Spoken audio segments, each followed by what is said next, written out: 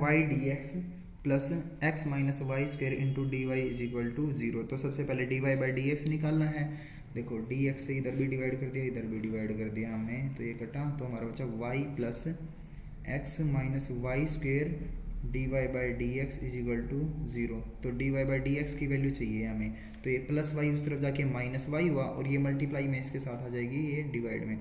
देखो जब क्वेश्चन आता है ना तो कभी भी ऐसे नहीं बोलेगा कि होमोजीनियस से सोल्व करो या किससे सोल्व करो, तो आपको देखना पड़ेगा कि होमोजीनियस बन रही है, वेरिएबल सेपरेबल लग रहा है, क्या लग रहा है। देखो एक्स, जब हम y के साथ y वाली टर्म और dx के साथ x वाली कर पाएँ तो वो तो होता है वेरिएबल सेपरेबल। देखो यहाँ पे हम सेपरेट तो कर नहीं पाएंगे, तो वेरिएबल सेपरेबल नहीं लगेगा। दूसरा होता है होमोजीनियस वाला। होमोजीनियस में आपको क्या बता रखा, होमोजीनियस में ये बता रखा सबकी डिग्री सेम सेम दिखेगी आपको, 2 यहाँ 1 है, यहाँ 1 है, सबकी सेम नहीं है, तो होमोजीनियस भी नहीं लगेगी। तो बचा कौन सा, अपना लीनियर डिफरेंशियल इक्वेशन वाला। तो लीनियर डिफरेंशियल इक्वेशन क्या किस फॉर्म में होनी चाहिए, दो फॉर्म होनी चाहिए। एक तो ये होती है D Y by D X plus P Y is equal to Q, दूसरा है D X upon D Y plus P X is equal to Q. ये दो फॉर्म होनी चाहिए, ठीक है। तो ये देखो यहाँ पे y तो भाई हम नहीं कर पा रहे हैं क्योंकि y के साथ है, हाँ। देखो इसका एक और आप तरीका ये सोच सकते हो, जैसे यहाँ पे y की पावर 1 है, x की 1 है ना, जिसकी 1 होगी ना, जैसे x की 1 है तो dx ऊपर जाएगा, हाईएस्ट पावर x की क्या है 1, तो dx ऊपर जाएगा, यानी dx अपॉन dy वाला बना के करना पड़ेगा आपको, ठीक है। और जब y की पावर 1 दिखेगी आप सोचोगे 1 भी है 2 भी है, लेकिन हाईएस्ट तो 2 है ना, ठीक है। तो ये थोड़ा हिंट के तौर पे आप यूज़ कर सकते हो इसको। तो D Y by D X से ना होके ये किससे होगा, D X by D Y से।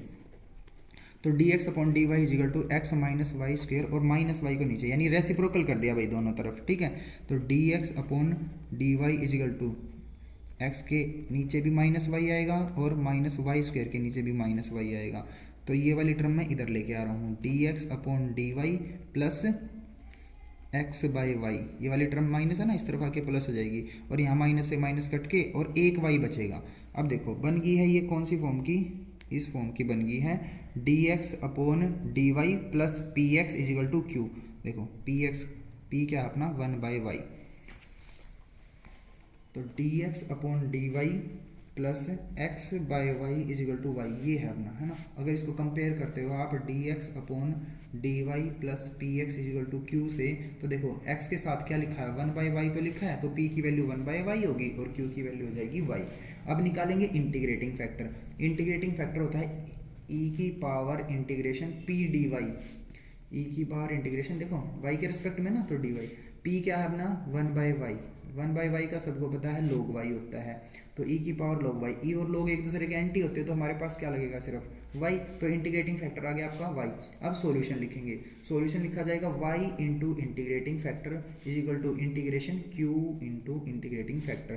तो y इंटू इंटीग्रेटिंग फैक्टर है अपना y is equal to integration q क्या है y है, इंटू इंटीग्रेटिंग फैक्टर भी क्या है y है, तो y into Y, Y square is equal to integration Y square D Y, तो Y square is equal to Y square का integration Y cube by 3 plus C जोड़ देंगे, यहाँ पे एक मिस्टेक होगी भाई, y इंटू इंटीग्रेटिंग फैक्टर नहीं आएगा, यहाँ पे आएगा x इंटू इंटीग्रेटिंग फैक्टर, ठीक है, क्योंकि दूसरे टाइप वाली है ना ये। तो यहाँ पे x और y की मल्टीप्लाई हो जाएगी x into Y, X into Y is equal to Y cube by 3 plus C. अब जो ये हमारा y है ना, इसको हम भेज रहे हैं उधर डिवाइड में, उधर डिवाइड में जाएगा तो इसके नीचे भी आएगा और c के नीचे भी आएगा। तो x इजिकल टू यहाँ पे एक y से एक y कटेगा, तो Y square by 3 plus C into Y की पावर -1 हो जाएगा ये।